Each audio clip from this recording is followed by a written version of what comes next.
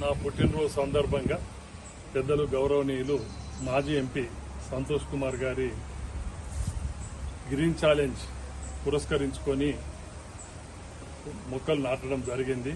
ఇది చాలా మంచి కార్యక్రమం.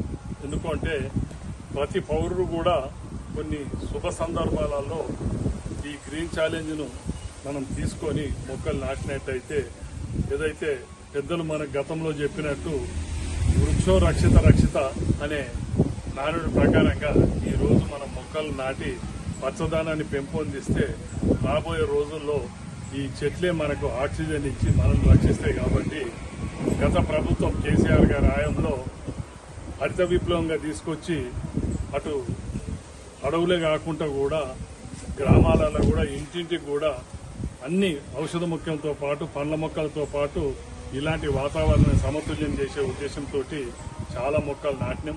ఈరోజు నిజంగా చెప్పాలంటే తెలంగాణ రాకముందు ఎడారిలాగా ఉండే మన తెలంగాణ ప్రాంతం కేసీఆర్ వచ్చిన తర్వాత మరి ముఖ్యంగా సంతోష్ కుమార్ గారు గ్రీన్ ఛాలెంజ్ కార్యక్రమాన్ని తీసుకొని ప్రముఖులందరినీ కూడా, సమాజంలో ఉన్న ప్రముఖులందరినీ కూడా మోటివేట్ చేసి ఈ కార్యక్రమాన్ని విజయవంతం చేయాలనే ఉద్దేశంతో అందరినీ కూడా భాగస్వాములను చేసి ఇంత మంచి కార్యక్రమాన్ని గత 10 సంవత్సరాల నుంచి కూడా అటు కేసీఆర్ గారి నాయకత్వంలో, ఇటు సంతోష్ కుమార్ గారి నాయకత్వంలో ఈ కార్యక్రమాన్ని ఈ తెలంగాణలో ఏర్పాటు చేసుకుంటున్నాం.